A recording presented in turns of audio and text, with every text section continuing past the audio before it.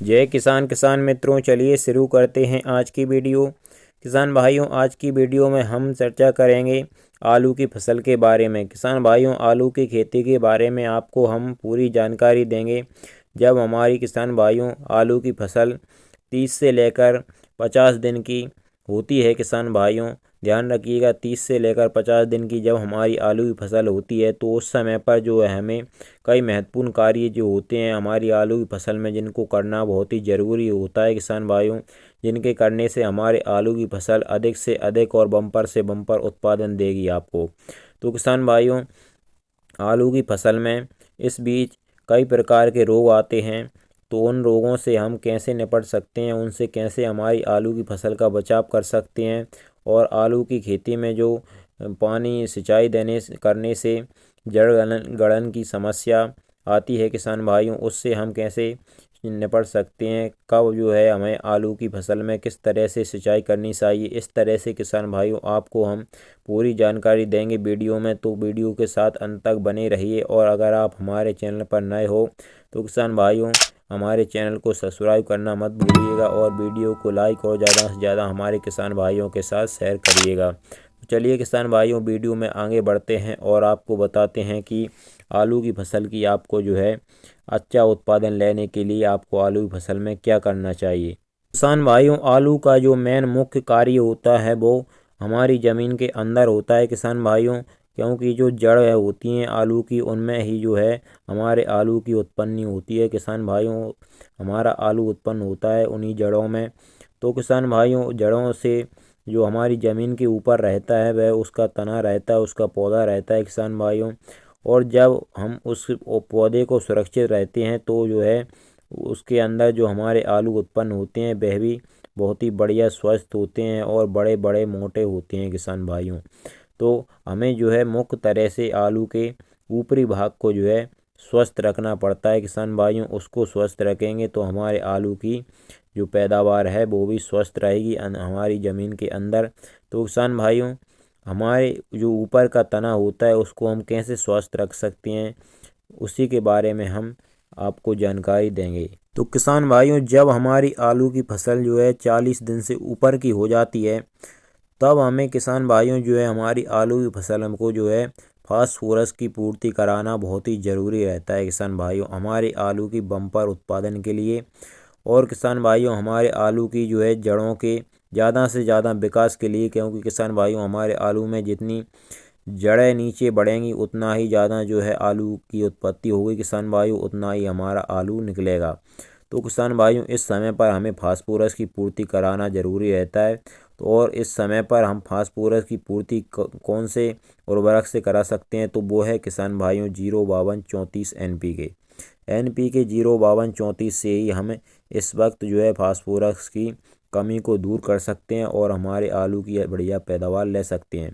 तो किसान भाइयों, इस समय पर जो है आपको NPK 05234 का स्प्रे करना है अपनी आलू की फसल में। 40 से 50 दिन पर कर दीजिए, और एक बार जो है जो आप 60 से 70 दिन का हो जाए जब आपका आलू, तब एक बार और इसका उपयोग आपको स्प्रे अपनी आलू की फसल में करना है किसान भाइयों, आपको जो है NPK 05234 का जो मात्रा लेना है वो आपको 1 किलो लेना है पर एकड़ के लाना है, मतलब 1 एकड़ के लाना है किसान भाइयों। आपको 1 किलो मात्रा रखनी है NPK 05234 की। और उसके साथ साथ किसान भाइयों आपको 1 लीटर पानी में 1 ग्राम बोरोन मिला लेना है, मतलब जितना लीटर पानी यूज करें आप उतना ही बोरोन की मात्रा लेनी है आपको। उसी के साथ साथ उतने ही ग्राम आपको जो है 1 लीटर में 1 ग्राम के हिसाब से आपको बोरोन लेना है किसान भाइयों, और उसका स्प्रे अपनी आलू की फसल पर कर देना है किसान भाइयों। और किसान भाइयों, अगर आपकी आलू की फसल लगता है आपको कि हमारी आलू की फसल कमज़ोर है, तो किसान भाइयों इस समय पर आपको जो है यूरिया लीजिए, और यूरिया के साथ साथ जो है सल्फर लीजिए किसान भाइयों। तो इन दोनों को मिलाकर के किसान भाइयों आप अपनी आलू की फसल में छिड़क दीजिए, और उसके बाद में जो है इसके ऊपर से आप सिंचाई कर दीजिए अपनी आलू की फसल में। यूरिया और सल्फर लीजिए किसान भाइयों, और इनको छिड़काव करके जो है आप इनके ऊपर सिंचाई कर दीजिए, तो जो है आपकी आलू की फसल बिल्कुल बढ़िया हो जाएगी किसान भाइयों, उसकी ग्रोथ भी सही हो जाएगी। अगर आपको लगता है कि आपकी फसल कमज़ोर है तो इस समय पर आप यूरिया और सल्फर का उपयोग भी इनके साथ साथ कर सकते हैं किसान भाइयों। और यूरिया और सल्फर की मात्रा किसान भाइयों आपको लेनी है 25 से 30 किलोग्राम यूरिया लेना है आपको 1 एकड़ के लाने, और उसमें जो है आप 3 से 4 किलो सल्फर मिला सकते हैं 1 एकड़ के लाने किसान भाइयों। इतनी ही मात्रा लेनी है आपको पर एकड़ के लाने किसान भाइयों, यूरिया और सल्फर की। और अब बात कर लेते हैं किसान भाइयों सिंचाई व्यवस्था की, कि आपको आलू की फसल में जो है सिंचाई किस प्रकार करनी है।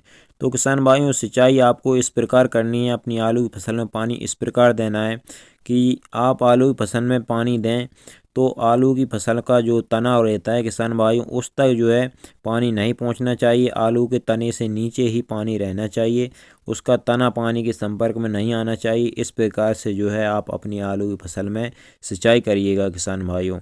उन क्यारियों को पूरा मत भरिएगा किसान भाइयों, उनको आधा खाली रहने दीजिएगा, जिससे आलू के तने के पास में जो है पानी नहीं आना चाहिए किसान भाइयों। इस प्रकार से जो है आप अपने आलू की फसल में सिंचाई करिएगा। और किसान भाइयों अब हम बात कर लेते हैं हमारे महत्वपूर्ण काम की, जो है जड़ों के ऊपर। किसान भाइयों शुरू से एंड तक जो है हमें हमारी आलू की जो है जड़ों को स्वस्थ रखना बहुत ही ज़रूरी है, क्योंकि हमारा जो मुख्य प्रोसेस और कार्य होता है वह जड़ों से ही होता है आलू की फसल का। तो किसान भाइयों इसके लिए आपको कार्बनडाजिम लेना है, और जब आप सिंचाई करते हैं तो उसको घोल करके आप उस सिंचाई के साथ बहा दीजिए, जिससे वो उन आलू की हमारी आलू की जड़ों में आसानी से चला जाएगा। आप जब भी सिंचाई करते हैं तो कार्बनडाजिम को उसके साथ बहाइए किसान भाइयों, या आप किसी यूरिया या और कोई से डीएपी वगैरह के साथ मिला करके मिक्स करके उसको अपनी आलू की फसल में छिड़क दीजिए और उसके ऊपर से सिंचाई कर दीजिए। तो ऐसे भी वो आपकी आलू की जड़ों में चला जाएगा किसान भाइयों, जिससे हमारे आलू की जड़ों में कोई फंगस और किसी भी बीमारी का जड़ गलन की समस्या वगैरह का जो है सिस्टम ख़त्म हो जाएगा, और हमारी जड़ों की हर समस्या का रोग निदान हो जाएगा किसान भाइयों। और किसान भाइयों अब हम बात कर लेते हैं हमारे आखिरी टॉपिक पर, कि हम जो है आलू की पत्तियों को ऊपर के तने को कैसे स्वस्थ रख सकते हैं। तो किसान भाइयों उस पर आप जो है आलू की पत्तियों के ऊपर जो है फंगीसाइड का स्प्रे कीजिए, कई बार स्प्रे कीजिए। और किसान भाइयों आप 3-4 बार स्प्रे कीजिए फंगीसाइड का, जिससे आपकी आलू की जो है ऊपर की पत्तियां बिल्कुल सही और स्वस्थ रहें किसान भाइयों। ठंड के कारण से भी पे पत्तियां सिकुड़ सी जाती हैं, उनमें ओस जम जाती है जब हम सिंचाई करते हैं, तो किसान भाइयों आप उस पर फंगस आ जाता है, तो उस पर जो है आप फंगस की। और किसान भाइयों आपको फंगीसाइड जो लेनी है हर बार अलग कंपनी की फंगीसाइड लेनी है, अलग तरह की, हर बार चेंज करते जाइएगा आप, और इस प्रकार से फंगीसाइड का जो है छिड़काव कीजिए अपनी आलू की फसल पर। तो आपकी आलू की फसल जो है ऊपर से भी बिल्कुल स्वस्थ रहेगी किसान भाइयों। तो किसान भाइयों ये थी हमारी आलू की फसल को स्वस्थ और बढ़िया बम्पर उत्पादन लेने की पूरी जानकारी किसान भाइयों। अगर कोई भी जानकारी आपको लगता है कि कोई भी जानकारी हमसे छूट गई है, तो किसान भाइयों आप नीचे कमेंट सेक्शन खाली है, आप उसमें कमेंट करके बता दीजिएगा। आपको हम जल्दी से जल्दी जवाब देने की कोशिश करेंगे किसान भाइयों, और उसका उपचार बताएंगे। तो किसान भाइयों अगर आपको वीडियो अच्छी लगी हो, वीडियो पसंद आई हो, तो वीडियो को लाइक और चैनल को सब्सक्राइब करना मत भूलिएगा। हम इस तरह की वीडियो आपको आगे भी बनाते रहेंगे और आपकी कृषि से जुड़ी मदद करते रहेंगे किसान भाइयों। धन्यवाद किसान भाइयों, जय किसान। मिलते हैं अगली वीडियो में, नमस्कार।